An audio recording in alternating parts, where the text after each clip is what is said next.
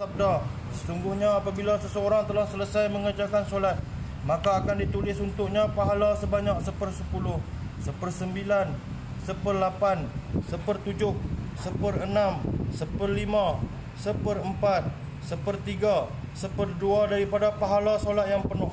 Hadis riwayat Abu Daud. Keterangan, sebanyak mana tahap kekhusyukan dan keikhlasan dalam solat seseorang, maka sebanyak itulah ganjaran pahala yang akan diperolehinya. Setengah orang mendapat 1/10 daripada ganjaran penuh mengikut khusyuk dan khudunya, dan sesetengah orang yang lain mendapat separuh. Begitulah sesetengah orang lain yang mendapat kurang daripada 1/10, dan ada juga yang mendapat lebih daripada separuh, dan ada yang mendapat ganjaran penuh. Ada juga yang tidak mendapat ganjaran langsung, kerana solatnya memang tidak layak mendapat sebarang ganjaran. Disebutkan dalam sebuah hadis bahawa Allah Subhanahu Wa Taala mempunyai satu ukuran khas untuk menghisap kekurangan yang terdapat dalam solat fardu. Disebutkan dalam banyak hadis bahawa khusyuk dalam solat adalah perkara yang pertama akan diangkat daripada manusia, sehingga tidak akan didapati seorang pun dalam satu jemaah yang bersolat dengan khusyuk. Allahu Akbar. Allahu Akbar.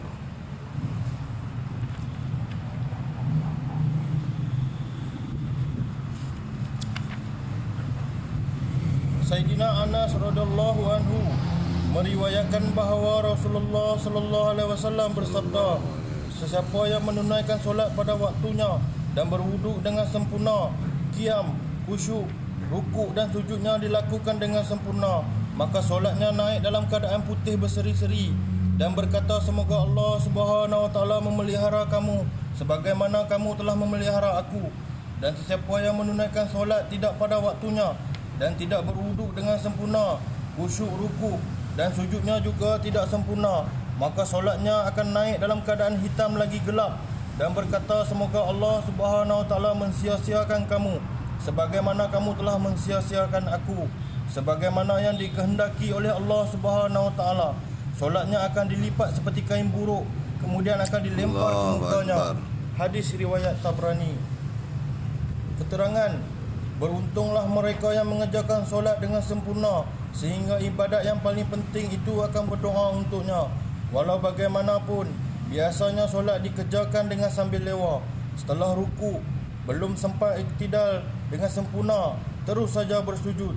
Begitu juga setelah sujud, belum pun sempat mengangkat kepala dengan sempurna, dilakukan sujud kali kedua seperti burung gagak memagut sesuatu.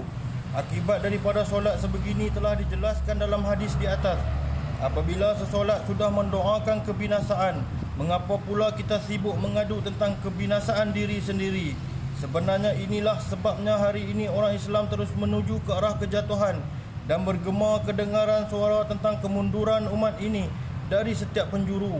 Perkara yang sama disebutkan dalam satu hadis yang lain dengan sedikit tambahan, bahawa solat yang ditunaikan dengan khusyuk dan khudu akan menyebabkan pintu-pintu langit akan terbuka untuknya, dan solat tersebut sangat bercahaya dan menjadi pemberi syafaat di hadapan Allah Subhanahu Wa Taala kepada orang yang menunaikan solat yang sedemikian. Rasulullah sallallahu alaihi wasallam bersabda, solat yang dikerjakan dengan rukuk yang tidak sempurna, iaitu tulang belakangnya tidak lurus, ialah seumpama wanita yang hamil, tetapi apabila hampir waktu bersalin, dia pun keguguran. Dalam sebuah hadis Rasulullah sallallahu alaihi wasallam bersabda, ramai orang yang berpuasa tetapi mereka tidak mendapat apapun daripada puasanya kecuali lapar dan dahaga, dan ramai orang berjaga malam beribadat tetapi mereka tidak mendapat apapun kecuali letih berjaga. Allah.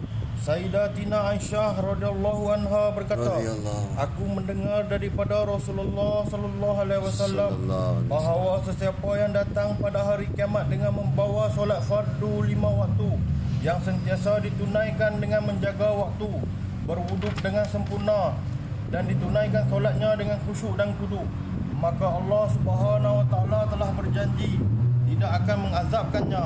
Sebaliknya, sesiapa yang tidak membawa solat yang sedemikian, tidak ada apa-apa janji untuknya, sama ada Allah Subhanahu Wa Taala mengampunkannya dengan rahmatnya atau mengazabkannya.